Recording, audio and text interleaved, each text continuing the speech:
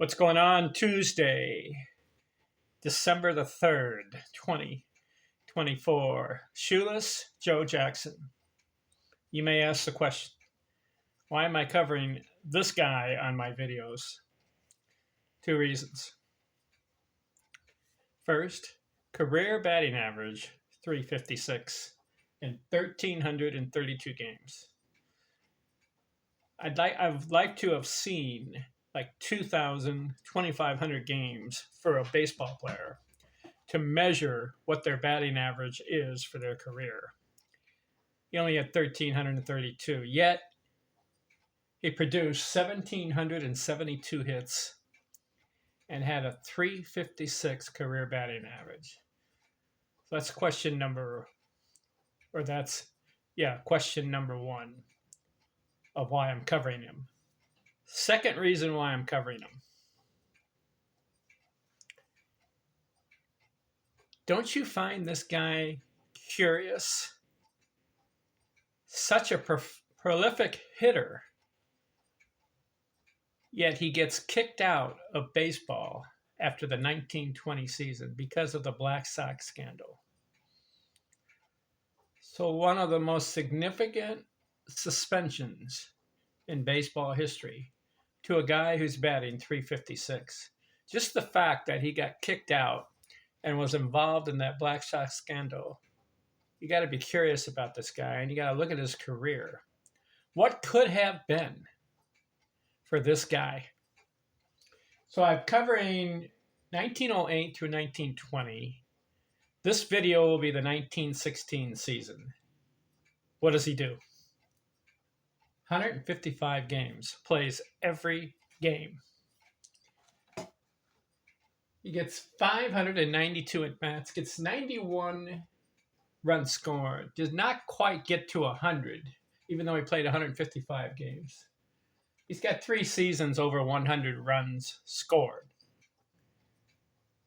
But he gets 202 hits in 155 games. This guy can hit. This is the third season over 200 hits, and he had another season, 197. 202 hits, 40 doubles, 21 triples. That's pretty good. If you can get 20 or more triples in a season, you're very good. I think the record is like 36 in 1 year. 3 homers, not a home run guy. He only hit 54 home runs in his career.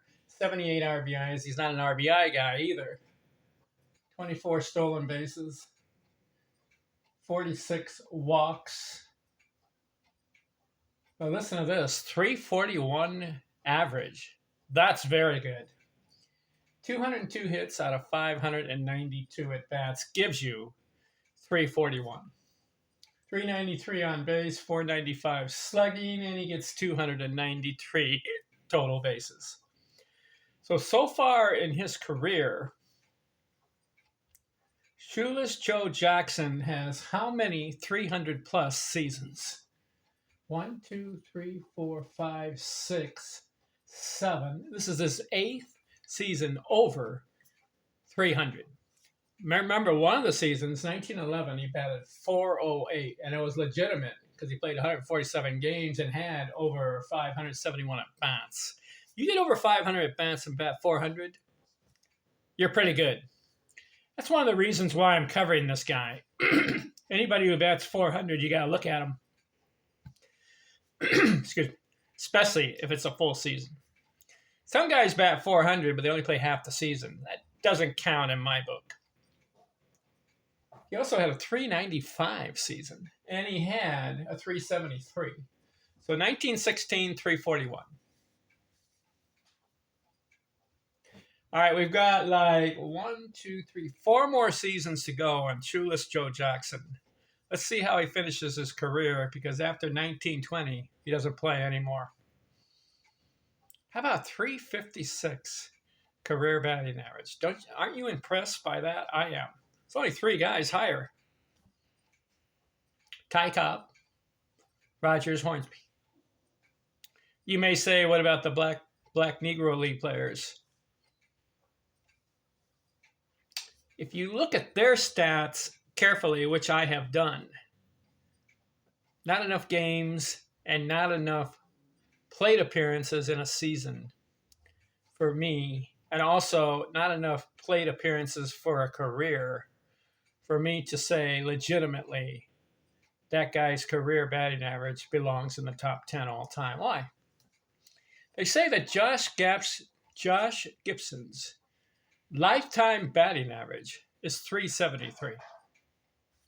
But if you look carefully at the stats, which I have done, and I will do right now, I'm going to type in Josh Gibson. And I want to prove a point to you. Okay? Josh Gibson. Here he is. Played from 1930 to 1946. Too bad he wasn't in the major leagues. Wish he was. Do you know how many games he played? According to Baseball Reference, we don't know how many games he played officially, but Baseball Reference has some stats, and I go by that. 602 games. Can you measure a guy's career batting average after 602 games? Remember, Ty Cobb played over 3,000 games and had 366 career with over 11,000 at bats. Roger Hornsby had 2,200 games. He had about 7,000 at bats. Josh Gibson, 602 games, but listen to this. Only 2,168 at bats. Yet they say his lifetime batting average is 373. Is he top 10 all time? Not in my book, sorry. Not enough at bats. Could he have maintained 373 with, let's say, 2,500 games and 10,000 at bats? I don't think so. Do you? So that's why I'm looking at just three players as far as highest career batting average of all time. Ty Cobb's 366, Roger Hornsby's 358, and then you got to consider Julius Joe Jackson's 356, even though it's only 1,300 games. You know who's number 4 on the list? Ed Delante. He had 1,800 games, 2,600 hits almost. So you can consider him as one of the greatest hitters of all time because of that career batting average. Still, I'd like to have seen Ed Delante have like 2,500 games. Could he have maintained 346? We don't know.